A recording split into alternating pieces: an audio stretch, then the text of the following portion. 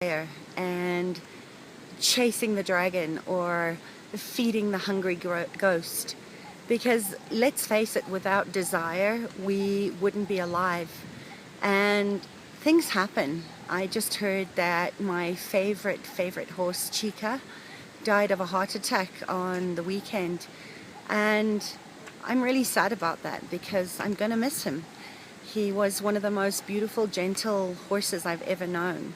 And I guess the lesson here is that we don't want bad things to happen. We're constantly chasing happiness or chasing more peace or chasing more calm in our lives. And things happen and we don't always get that. And that is where we go from desire as a natural state of growth and learning and higher wisdom to never feeling fulfilled, never feeling like it's ever going to be enough, because that goes into the place of suffering. And we don't want that in life.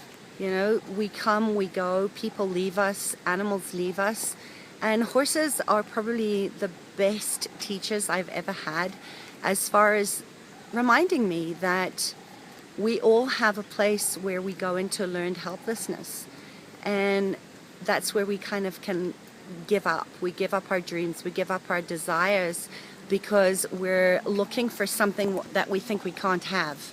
And I'm here to tell you that as much as we've learned to give up our dreams and desires, we can also tap back in and feed ourselves and nurture ourselves from a place of deeper understanding, deeper knowing that we can't have all of joy or all of feeling filled all the time.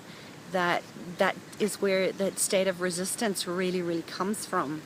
And we just need to tap back in to how do you fill yourself up? How can you get yourself out of a space of learned helplessness and back into a place of knowing that, yes, we're very similar to horses. We have this desire to run towards pleasure and run away from pain. And we as humans have forgotten how to stop and get present and get back in touch with what fills me up. What am I going to choose in this moment of grief, and allowing my body to totally feel that and miss that part that is no longer going to be there. Like with Chica, I'm never going to see her again, but I can call her in from spirit. I can call her in as one of my ancestral helping spirits, and not have to go to the place where, because my needs aren't being met in a way that I want them to be met, that I have to give up on my dreams. And one of the places that I love to use on the body to really have a full experience and feel that grief, feel the sadness, and just allow it to come through my body, either as tears or as a release of some kind of tension, is that, you know, the herd has to adjust now, just as I'm going to have to adjust to not seeing her and not being able to work with her, and for her to teach me from the physical anymore, but not have to fill myself up. You know, so many people do this when we lose an animal, especially as we go into this place of thinking that we have to replace them with another animal, instead of just allowing that space to be in a state of emptiness for a while. And the point that I want you to use, and I call this your happy pill, your appetite pill, so that you can stop trying to fill the void or fill yourself up with an addiction to please, or an addiction to finish a bottle of wine, or stuff yourself with sugar, is called the pancreatic reflex point. And it's a point, it's the biggest meridian point in the body, and probably one of the most important as far as balancing your blood sugar levels, as far as your happy pill, because it has a direct relationship, of course, with the pancreas and the spleen.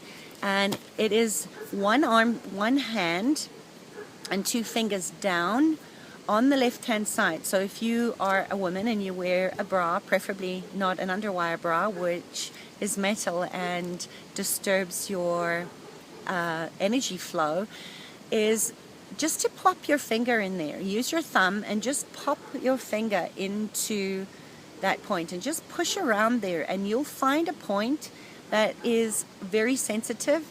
Most people, this point goes out a lot, and this is the point that I want you to try to remember. Most of my clients never remember to use this point because it's just too easy, isn't it?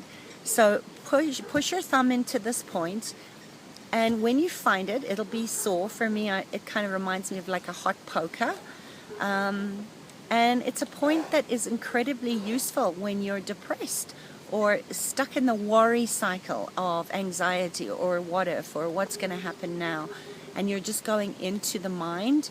Is put your thumb in there and just take a couple of deep breaths and just massage this point just gently. And if you like, you can tap out on your chest a little bit with your other hand. I'm holding the iPhone rather shakily at this point, so I'm not using the same I'm using the same hand. But yeah, just use your thumb and massage very gently. You know, we want some soft pressure there. You want to feel it. And just take some breaths. Just breathe in and take your focus to breathing life into this point, into your pancreatic reflex point.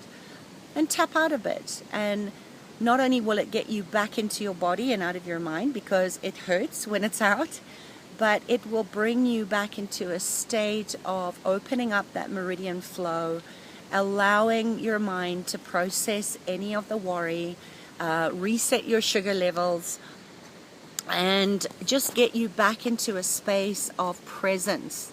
And you'll find that pain or intensity, remember, pain is just trapped emotion.